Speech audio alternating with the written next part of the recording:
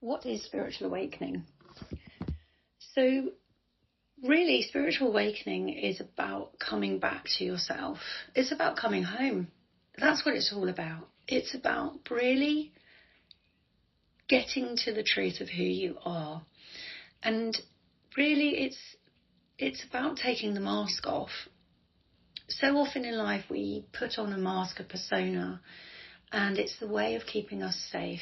And often through the first part of our life, we put this mask on so that we fit in with society, the people around us. It's the way that we're told we need to do things. You know, the programming we go through as children from our parents, our guardians, our teachers, the people who say you must do this. And we do it to keep ourselves safe, to fit in with the people around us, our tribe. And we don't really question it because it's programmed, hardwired into our subconscious mind. And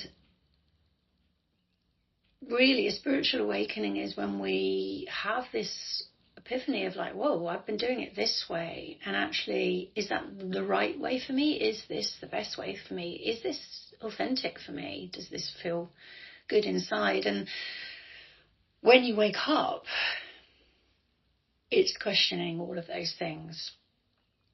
And it's about taking the mask off. So where the first part of life is about often putting the mask on, the second part is about taking it off and recognizing what's true for you. And so spiritual awakening is about looking, it's almost like a reckoning, and looking through every part of your life. Is this the work that I want to do?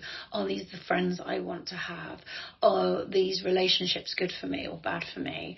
What things are working and what aren't? What feels true and authentic? How am I behaving? What kind of person do I want to be? How am I showing up and living my life? And it's all of those kind of, what am I here to do? What's my purpose? There's much deeper existential questioning. It can be all sorts of things, but it really is a deeper questioning of, is this the truth of who I am? And is this how I want to live the next part of my life? And so very often it isn't. There's lots of things that need to shift and change. And as a result of that, it can be quite painful.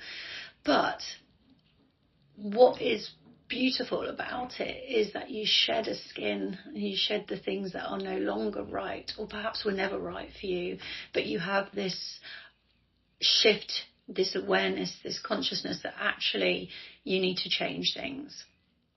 And so for me, that is how my spiritual awakening came about. I've talked about this before, that meditation really helped me to recognize the patterns that I was in, the way I was thinking, and how that bled into my feelings and behaviors and actions. But also I noticed that my life felt like it had been going along in two completely different paths for quite some time. And actually what I needed to do was bring those paths together to start walking as one person, kind of united.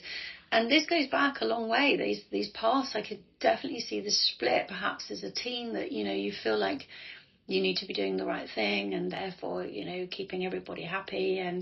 But actually, it kind of causes a divide within you. So for me, the spiritual awakening process is about putting those two paths together, getting rid of the things that aren't right for me and keeping the things that are, and actually moving forward on this new one path to take me forward in a more authentic way. So yeah, my awakening's really been about uniting those paths.